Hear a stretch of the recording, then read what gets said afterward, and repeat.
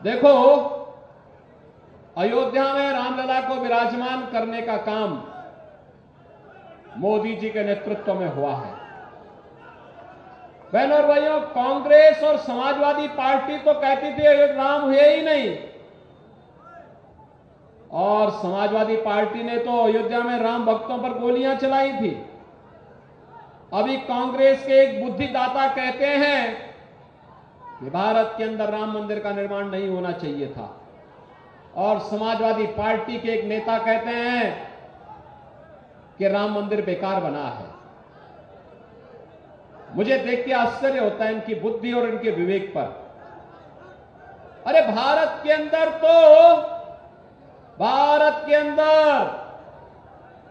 राम के बगैर कोई काम नहीं, और जो राम का नहीं वो हमारे जो राम का ही नहीं वो हमारे किसी काम का होगा क्या? अरे यहां तो जन्म से लेकर के जीवन की अंतिम यात्रा तक राम ही हमारे साथ होते हैं, और फिर भी कहते हैं राम मंदिर बेकार बना है।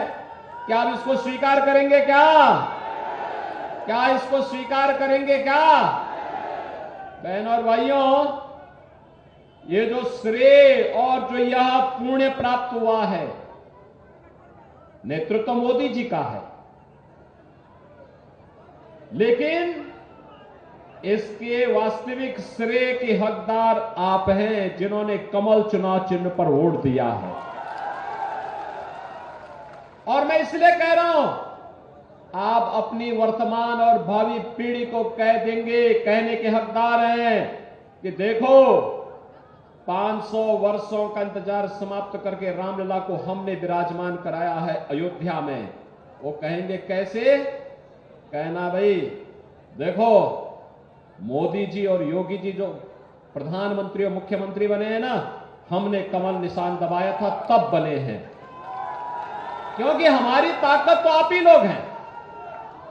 जब आप साई जी को, सलभ मणि को, रामभद्राम त्रिपाठी जी को, सुरेंद्र चौरसिया को, सुरेंद्र कुशवाहा जी को चुनाव जिता करके भेजते हैं, तो यही हमारी ताकत बनती है, और इसी ताकत के बल पर हम राम द्रोहियों को दरकिनार करते हुए राम भक्तों की आस को पूरा करने में अपनी पूरा ताकत लगा देते हैं।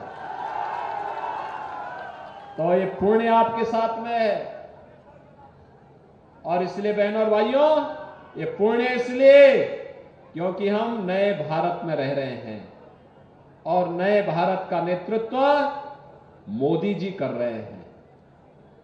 मोदी जी के नेतृत्व में आज भारत का सम्मान बढ़ा है। भारत दुनिया की सबसे बड़ी अर्थव्यवस्था बनने की ओर अग्रसर हुआ है। भारत की सीमाएं सुरक्षित हुई हैं। अब देखो, सीमा सुरक्षित हुई है, और सेना के एक बड़े अधिकारी का पुत्र आपके यहां भाजपा ने प्रत्याशी बना करके उतारा है। लेफ्टिनेंट जनरल प्रकाश मणि त्रिपाठी जी के सुपुत्र हैं श्री शशांक मणि त्रिपाठी जी।